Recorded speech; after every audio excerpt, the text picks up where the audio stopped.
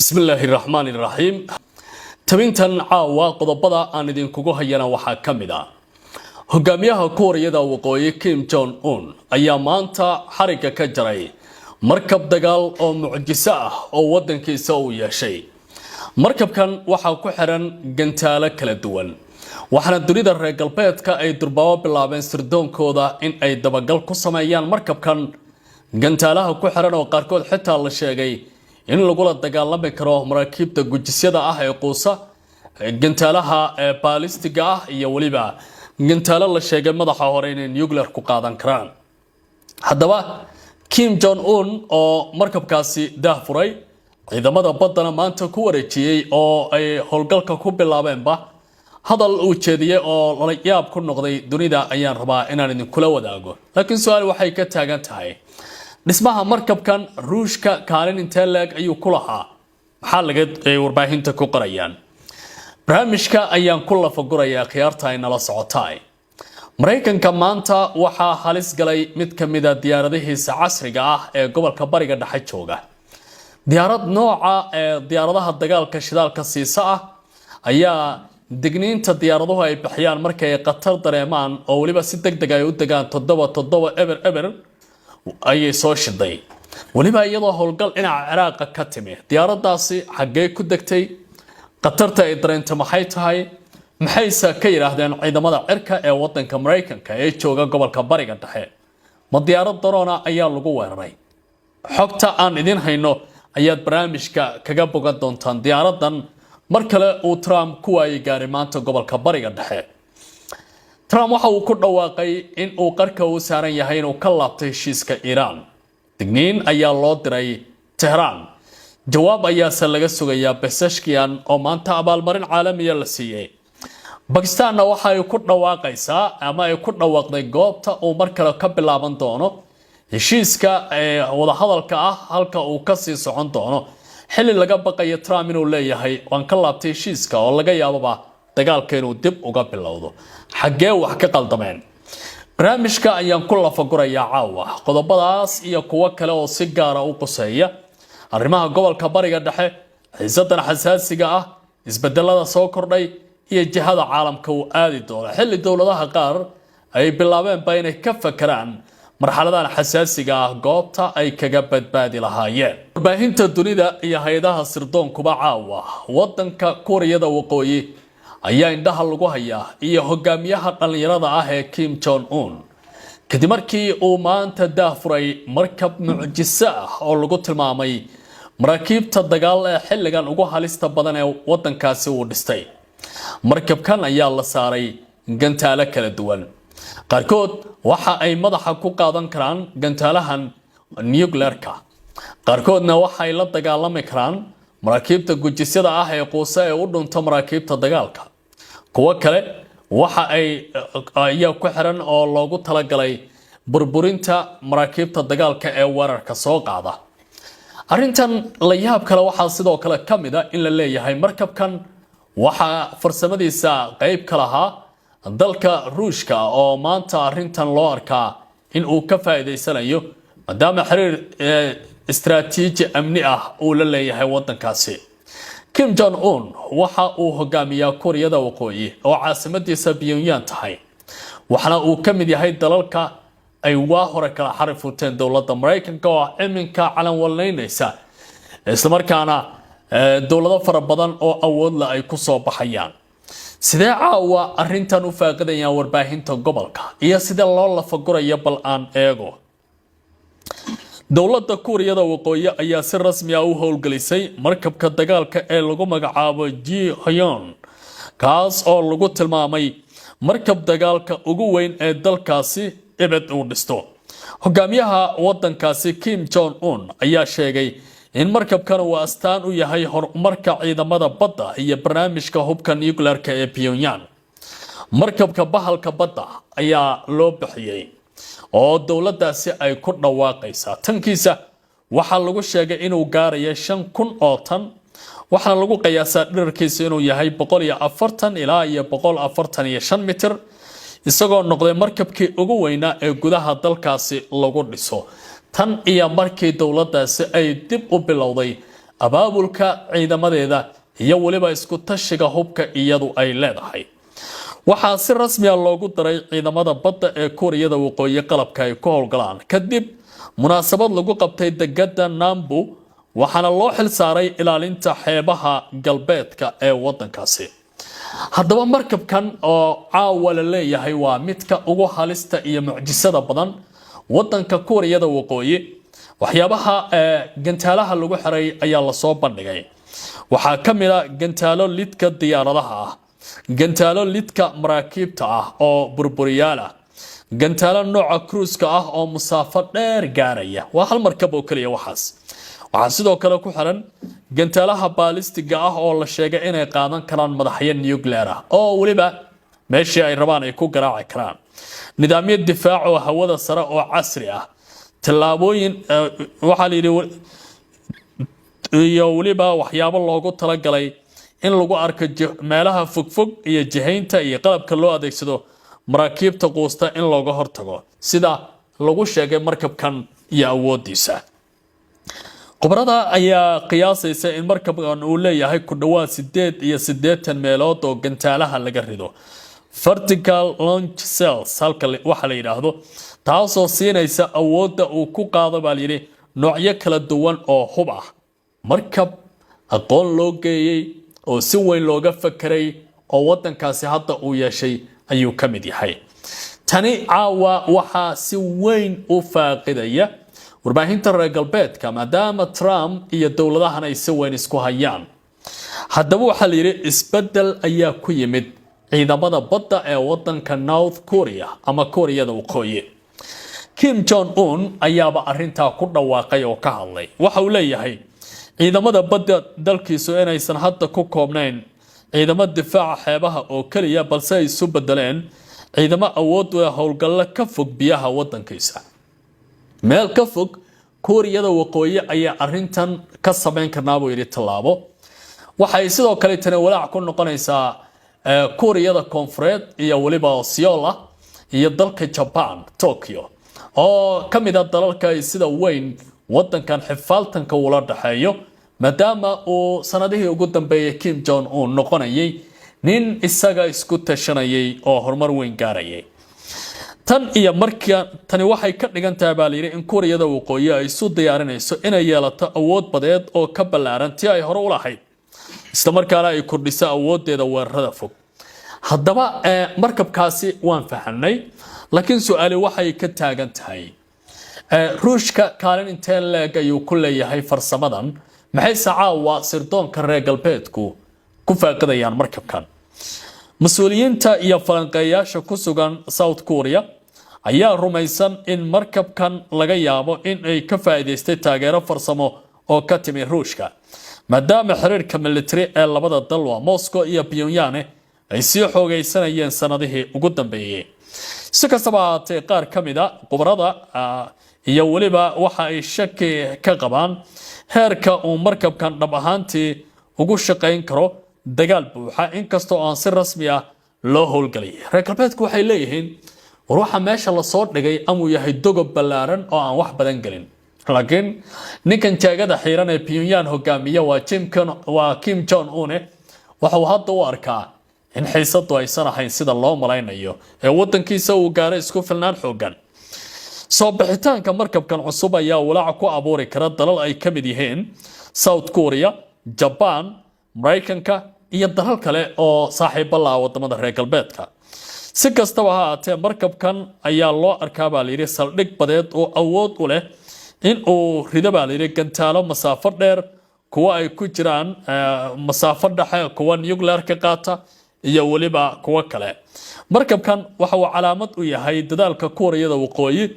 ee lagu ballaarinayo awoodeeda militariga, gaar ahaan dhinaca badda. haddii awoodda lagu sheegay dhab ay noqotona, markabkan waxa uu noqon karaa mid ka mid ah inuu wax ka bedelo isku dheelitirka awoodaha badda ee bariga qaaradda Aasiya, sida wararka soo baxaya ay tilmaamayaan.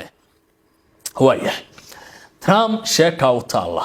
wadamada is hayeen mid walba waxa uu samaysanayaa hub iyo isku tashi xoog leh. dagaalkii Iiraanna waxa uu bedelay isku dheelitirnaantii awoodaha dunida, iyadoo dowlado loo arkayo kuwa soo koraya hadda lagu tilmaamayo inay gaareen qimada ugu sarreysa ee awoodaha dunida sida dalka Shiinaha oo kale. Kim Jong Un dalkiisa hadda waxa uu noqonayaa mid ku soo beeraya tartanka awoodaha ee soconaya. aan eego isla qalabka dagaalka ee gobolka bariga dhexe yaala diyaaradda la yiraahdo KC-135 Straight Tiger oo dalka Mareykanka uu leeyahay oo ah nooca diyaaradaha caalamiga ah siiya ee dagaalamaya siiya shidaalka iyadoo hawada ku jiraan ayaa maanta soo shiday digniinta 77 eber oo loogu talagalay diyaaradaha markay digniin noocaan inay soo shidaan ay tahay inay dalbanayaan inay si degdeg ah u fariistaan oo ay qatar dareemayaan. diyaaradan ayaa xilligaasi howlgal ka fulisay gudaha wadanka Ciraaq laakiin waxay si degdeg ah u fariisatay garoonka Ben Gurion ee nidaamka Israel ee dhulka Falastiiniyiinta laga haysto. waxaa leeyahay diyaaradaha dagaalka shidaal siisa oo ciidamada cirka ay leeyihiin oo nooca KC-135 ah ayaa ku dhawaaqday xaalad degdeg ah in ay ku jirto howlgal ka dhacay gobolka bariga dhexe. sida lagu sheegay wararka dabagalka duulimaadka diyaaradda ayaa dirtay calaamad muujinaysa mid halis oo ah 77 eber taas oo loo isticmaalo marka diyaaraduhu ay la kulmaan xaalad degdeg ah oo ay u baahan yihiin gargaar degdeg ah iyo goob ay fadhiistaan haddii kale ay qatar tahay in ay dhici karayso. haddaba maxaa dhacay? diyaaradda ayaa la sheegay in ay ka soo laabatay howlgal military oo ka dhacay Ciraaq markii ay la kulantay xaaladan degdeg ah oo ay wali si rasmi ah loo shaacin nooca ay ahayd. kadib markii calaamadda 77 eber diyaaraddu ay soo iftiimisay isla markaana ay bedeshay jihadeedii iyadoo u dhaqaaqday dhanka garoonka Ben Gurion ee Israel. degitaan nabadgelyo ah ayay samaysay ay yiraahdeen Mareykanka. wararku waxay sheegayaan in diyaaraddu ay si nabadgelyo ah ugu degtay garoonka Ben Gurion iyadoo aan la sheegin wax dhaawac ah ama shil ah oo dhacay. ilaa iyo hadda ciidamada Mareykanka iyo mas'uuliyiinta Israel midkoodna ma shaacin sababta dhabta ah ee keentay diyaaradan inay si degdeg ah u degto. haddaba calaamadan ay soo shitay 77 eber maxaan ka naqaanaa? sida caawa warbaahintu ay qorayso waxa la yiri signalka 77 eber waa calaamad ay isticmaalaan duuliyaasha marka ay jiraan xaalado degdeg ah sida cillad farsamo oo halis ah, dhibaato caafimaad oo ka dhaxdhacday diyaaradda gudaheeda, dhibaatooyin la xiriira matoorada ama nidaamyada duulista, ama xaalad kasta oo u baahan baa la yiri in mudnaan degdeg ah la siiyo diyaaraddaasi isla markaana si weyn loo eego. maadaama diyaaraddu ay awood u leedahay inay si caadi ah u degto khibrada duulistu waxa ay u arkaan inay u badan tahay cillad farsamo ama mid taxadir leh halkii ay ka ahayd baa la yiri xaalad khatar oo weyn sida uu Mareykanka caawa laga soo xiganayo. faahfaahin dheeraad ah ayaa la filayaa in la shaaciyo oo ciidamada Santigom ee gobolka bariga dhexe ka howlgala ee Mareykanku ay daboolka ka qaadaan arrintan marka la shaaciyo kadib. waayahay aan eego dhinaca diblomaasiyadda caawa isbedelada imaanaya madaxweynaha dalka Mareykanka Donald Trump ayaa lagu soo waramayaa in uu leeyahay waxa suuragal ah inaan si degdeg ah uga baxo heshiiskii aan la galay wadanka Iran sabab la xiriira haddii ay fulin waayaan waxyaabihii aan ku heshiinay dowladdan. madaxweynaha dalka Mareykanka Donald Trump ayaa ku hanjabay in uu si degdeg ah u soo afjari doono wadaxaajoojyada u socda Mareykanka iyo Iran haddii ay beeniyaan bayri ama ay ballanqaadka ay sameeyaan ay hirgelin waayaan amniga maraakiibta maraysa marinbiyoodkana ay si rasmi ah u tixgelin waayaan. Trump ayaa qoraal ku soo daabacay barihiisii bulshada isagoo koobkiisii kafeega uu ag yaallo ayuu Trump marka uu madaxa wareeraba through social qoraalkii uu rabo uu ku soo qoraa. waxa uu leeyahay Iran waxay inay u xaqiijisay wayra Mareykanka inaysan jirin wax anshuura ama lacag caymis ah oo ama qarash ah oo kale oo laga qaadi doono maraakiibta ka gudbaya marinka Hormuz oo dowladda Iran ay qaadayso. waxa uu sheegay wararka sheegaya in Iran ay lacag qaadayso maraakiibta inay yihiin kuwa been abuur ah oo kicinaya buu yiri dhibaato. inta markii uu sheegay kuma ekaan waxa uu sii daayay digniin aad u culus waxa uu leeyahay haddii xogtan ay qaldan tahay wada xaajoodyada isla markiiba haddii xogtan qaladka ay dhab noqoto wada xaajoodyada markiiba way dhamaan doonaan hadalkan ayaa muujinaya in maamulka Mareykanka aanu arrintan u arka baa layiri mid muhiim ah oo sii socoshada wada xaajoodka dhibaato weyn soo kordhinaysa dhinaca kale madaxweyne Trump ayaa beeniyay wararka sheegaya in Mareykanka lacag cadaan ah siinaya wadanka Iran ama uu sii daayay qayb ka mid ah hantideeda la xayiray waxa uu sheegay haddii mustaqbalka la fasaxo qayb ka mid ah lacagahaasi in loo adeegsan doono in Iran ay soo iibsato galley qamadi digir iyo cunooyinka kale oo waliba ay ka iibsanayaan buu yiri Mareykanka oo kaliya hadalkii ayuu haddana Trump mar kale ku celiyay Iran waxay wajahaysaa buu leeyahay cunto yari shacabkii ayaa dhimanaya oo baaba'aya sidaas darteed ma jirto sabab dalkaasi Iran ah lacag cadaan loo siinayo lacagteedana annaga qaadanayna iyana waxaan siinaynaa raashin qamadi u badan Mareykanka ayaa sidoo kale waxa uu sheegay in Iran ay ka tanaasuleyso yaraanta ama qaar ka mid ah raashinka muhiimka ah oo ay halis weyn ugu jirto isagoo xusa haddii gargaar noocaas la bixiyo in uu si gaar ah uga iman doono suuqyada caalamiga ah hadalka Trump ayaa muujinaya in kastoo wada xaajoodka Washington iyo Tehran ay socdaan haddana suurtagalnimada markasta wada xaajoodka in uu ka bixi doono marka Trump caawatintiisa dhinacna uma shalaysanto waxa uu leeyahay aniga sidaan rabaadeen noqon weyso waa ka baxaya heshiiska Iran iyo annagana dib baan isku farasaari doonaa waa duni ninkii Kim Jong Un ahaa uu u samaystay marka mucjiso ah cidoo isu hubayana aad loo yaqaano waxba laga baqayaa xitaa dhinacan Aasiya inay dagaalo kale ka bilowdaan oo labadii Korea ay mar kale isku dhuftaan ama Japan iyo isku dhuftaan dhinacyadaas oo jasiirada mooda Korea mar kale lagu dagaalamo aan mar kale si eego wararka ka imaanaya wadanka Pakistan oo dhaxdhaxaadiyaha diblomaasiyadda ah wadanka Pakistan ayaa sheegay goorta iyo madasha lagu qaban doono shirka xiga ee Mareykanka iyo dawladda Iran ay isugu iman doonaan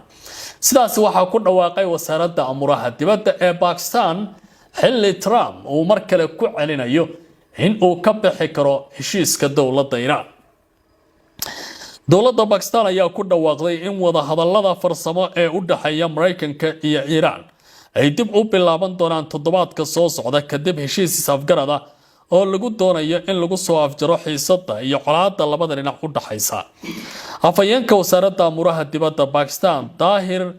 Andorowi ayaa sheegay in wada hadalladu ay dib u furmi doonaan toddobaadka dambe